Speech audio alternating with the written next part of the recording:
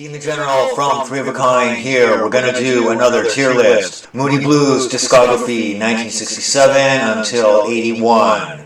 Featuring all 7 of their core albums, plus a live one and a couple of compilations. Their second album, first with the classic lineup, Days of Future Past, was a landmark album that came out in 1967, combining rock and classical, perhaps the first time this had ever happened.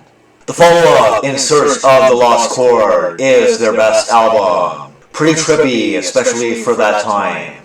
On the Threshold of a Dream came out a year later, 1969, and features at least one classic song. Later that year, they released To Our Children's Children, a very progressive album.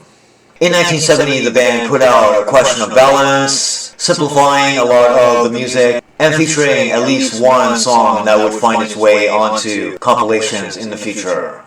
Every Good Boy Deserves Favour is among their weakest albums of this period, despite featuring at least a couple of very interesting songs. The last album by the Moody Blues for a long time, Seventh Sojourn, came out in 1972. It reached #1 in America because of the unexpected resurgence of a 5-year-old song called Nights in White Satin. During their hiatus, the members kept busy with various projects, while the band released 3 separate albums. This Is the Moody Blues was mainly a compilation of the core 7, while In the Beginning was a cash-in of their 1965 album, The Magnificent Moodies, known as Go Now in America, when Denny Laine and Clint Warlock were part of the band. The original band also included Mike Pinder, Ray Thomas, and their drummer, Graham Edge, who stayed with them right until the end. Justin Hayward and John Lodge eventually joined, making up the classic lineup. Right before the reunion, Caught Live Plus 5 came out, featuring mostly live tracks plus some studio material, all from the 60s. The long-awaited return of the Moody Blues octave was a major disappointment. Afterwards, Pinder left the band, replaced by Patrick Moraz, formerly of Yes. He stayed for the next few albums. The final album we're going to look at today, Long Distance Voyager, was a smash, reaching #1 on the Billboard Top 100.